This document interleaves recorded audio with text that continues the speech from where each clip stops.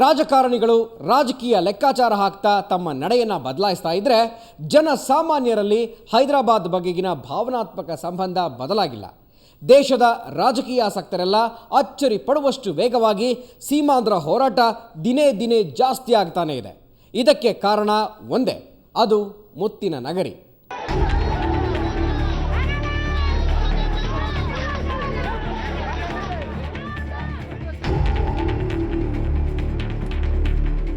ವಿಭಜನೆ ವಿಷಯದಲ್ಲಿ ಟಿಆರ್ಎಸ್ ಹೊರತಾಗಿ ಉಳಿದ ಎಲ್ಲ ರಾಜಕೀಯ ಪಕ್ಷಗಳಲ್ಲೂ ಒಂದಲ್ಲ ಒಂದು ಬಗೆಯ ಗೊಂದಲ ಇದೆ. ವಿಭಜನೆಗೆ ದೊಡ್ಡ ತೊಡಕಾದದ್ದು ಹೈದರಾಬಾದ್. ಹೌದು, ಇದರ ಜೊತೆ ಆಂಧ್ರದ 3 ಪ್ರಾಂತ್ಯಗಳ ಜನರ ಭಾವನಾತ್ಮಕ ನಂಟಿದೆ.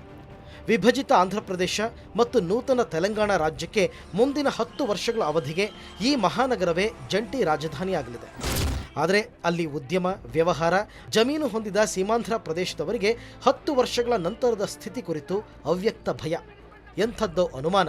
ವಿಭಜನೆ ತೀರ್ಮಾನದ ಹಿಂದೆ ಹೇಗೆ ರಾಜಕೀಯ ಲಾಭ ನಷ್ಟಗಳ ಲೆಕ್ಕಾಚಾರ ಕೆಲಸ ಮಾಡಿದೆಯೋ, ವಿರೋಧದ ಹಿಂದೆಯೂ ಅದೇ ರೀತಿಯ ಲೆಕ್ಕಾಚಾರ ಅಡಗಿದೆ.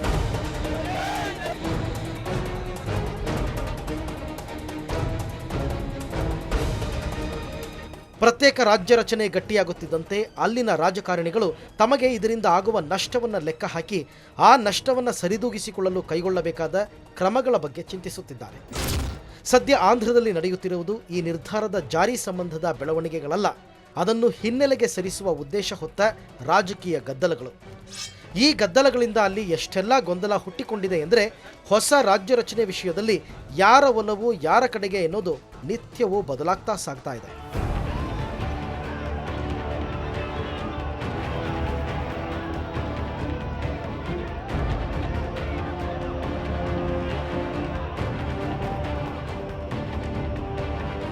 ನಡೆಯುತ್ತಿರುವ ಪ್ರತಿಭಟನೆ, ಮುಷ್ಕರ, ಗದ್ದಲವನ್ನು ನೋಡಿದರೆ ಕಾಂಗ್ರೆಸ್ ನೇತೃತ್ವದ ಯುಪಿಎ ಸರ್ಕಾರ ಆಂಧ್ರಪ್ರದೇಶವನ್ನು ವಿಭಜಿಸುವ ಮೂಲಕ ತಪ್ಪು ಮಾಡಿತೆ ಎನ್ನುವ ಅನುಮಾನ ಮೂಡುತ್ತೆ. ಕಾಂಗ್ರೆಸ್ನ ಈ ನಿರ್ಧಾರ ಕೂಡ ರಾಜಕೀಯ ಲಾಭದ ಲೆಕ್ಕಾಚಾರ ಆಧರಿಸಿದೆ. ತೆಲಂಗಾಣ ಭಾಗದಲ್ಲಿ ಪ್ರತ್ಯೇಕ ರಾಜ್ಯ ರಚನೆ ಬಗ್ಗೆ ಇದ್ದ ಒಲವು ನೋಡಿ ಅದರ ಲಾಭ ಪಡೆಯಲೆಂದೇ ಆಂಧ್ರಪ್ರದೇಶವನ್ನು ವಿಭಜಿಸಲಾಗಿದೆ ಎನ್ನುವುದು ಸ್ಪಷ್ಟ. ಇನ್ನು ತೆಲುಗುದೇಶಂ ಪಕ್ಷಕ್ಕೆ 2 ಭಾಗಗಳಲ್ಲಿ ಅಸ್ತಿತ್ವ ಉಳಿಸಿಕೊಳ್ಳುವ ಸವಾಲು. ವೈಎಸ್ಆರ್ ಕಾಂಗ್ರೆಸ್ ಪಕ್ಷಕ್ಕೆ ತೆಲಂಗಾಣ ಪ್ರಾಂತ್ಯದಲ್ಲಿ ನೆಲೆ ಇಲ್ಲ. ಅಖಂಡ ರಾಜ್ಯದ ಮಂತ್ರ ಜಪಿಸಿದರೆ ಸೀಮಾಂಧ್ರದಲ್ಲಿ ನೆಲೆ ಗಟ್ಟಿ ಮಾಡಿಕೊಳ್ಳಬಹುದು ಎಂಬ ನಿರೀಕ್ಷೆ ಇದೆ.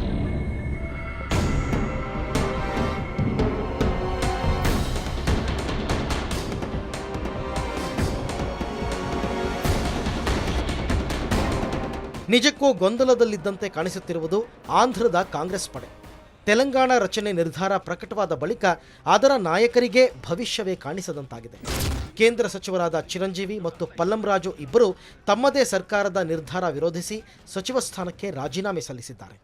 ಆದರೆ ಈಗಲೂ ಅವರು ಕೇಂದ್ರ ಸಚಿವ ಸಂಪುಟದ ಸದಸ್ಯರೇ.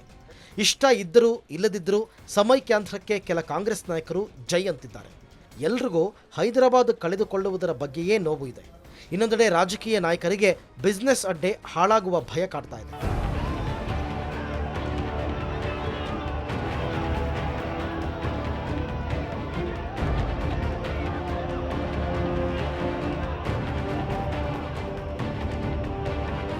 ಇನ್ನು ವಿಭಜನೆ ವಿರುದ್ಧ ಮಾತನಾಡುತ್ತಿರುವ ಆಂಧ್ರ ಸಿಎಂ ಕಿರಣ್ ಕುಮಾರ್ ರಾಜೀನಾಮೆ ಮಾತ್ರ ಇಲ್ಲ ಅಂತಿದ್ದಾರೆ. ಎಲ್ಲಿ ರಾಷ್ಟ್ರಪತಿ ಆಡಳಿತ ಜಾರಿಯಾಗಿ ಬಿಡುತ್ತೋ ಅನ್ನೋ ಭಯ ಅವರನ್ನು ಕಾಡ್ತಾ ಇದೆ. ಹಾಗಾಗಿ ಕೇವಲ ಬಾಯಿ ಮಾತಿನಲ್ಲಿ ಕಿರಣ್ ಕುಮಾರ್ ಸೀಮಾಂಧ್ರಕ್ಕೆ ಜೈ ಅಂದರೂ ಅಧಿಕಾರ ಕಳ್ಕೊಳ್ಳೋದಕ್ಕೆ ಇಷ್ಟವಿಲ್ಲ. ಇಂತಹ ಸಮಯದಲ್ಲಿ ಸುಮ್ಮನಿದ್ರೆ ಸೀಮಾಂಧ್ರದ ಜನರ ಕೋಪಕ್ಕೆ ಗುರಿಯಾಗಬೇಕಾಗುತ್ತೆ ಎನ್ನುವ ಎಚ್ಚರಿಕೆಯಿಂದಾಗಿಯೇ ರಾಜೀನಾಮೆ ನೀಡುವ ಕಾಂಗ್ರೆಸ್ ತೊರೆಯುವ ಮಾತುಗಳು ಕೇಳಿಬರ್ತಾ ಇವೆ.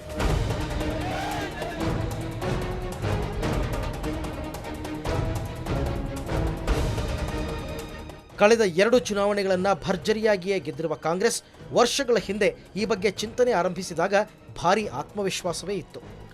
ಆಗ ಇದ್ದ ಪರಿಸ್ಥಿತಿ ಅದಕ್ಕೆ ಅನುಕೂಲಕಾರಿಯಾಗಿತ್ತು. ಆದರೆ ಈಗ ಎಲ್ಲವೂ ಬದಲಾಗಿದೆ.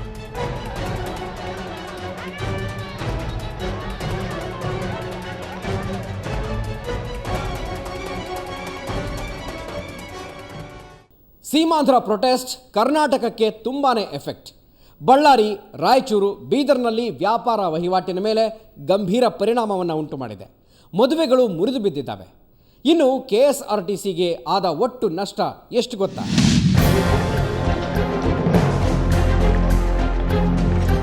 ಸೀಮಾಂಧ್ರದಲ್ಲಿ ನಡೀತಾ ಇರೋ ಹೋರಾಟದ ಎಫೆಕ್ಟ್ ಕರ್ನಾಟಕದ ಮೇಲೆ ಆಗ್ತಾ ಇದೆ. ಉಪವಾಸ ಸತ್ಯಾಗ್ರಹ ಬಂದ್ಗಳಿಂದಾಗಿ ಸಾಮಾನ್ಯ ಜನರ ಸಂಕಷ್ಟ ದಿನೇ ದಿನೇ ಜಾಸ್ತಿ ಆಗ್ತಾ ಇದೆ. ಜನರ ಗೋಳು ಹೇಳತೀರದು. ಆಂಧ್ರದ ಕದಿರಿ, ಧರ್ಮಾವರಂ, ಪೆನುಕೊಂಡ, ಪುಟ್ಪರ್ತಿ, ತಿರುಪತಿ ಕಡೆಗೆ ಸಂಚರಿಸುವ ಬಸ್ಗಳಿಗೆ ಅಡ್ಡಿಯುಂಟಾಗಿದೆ.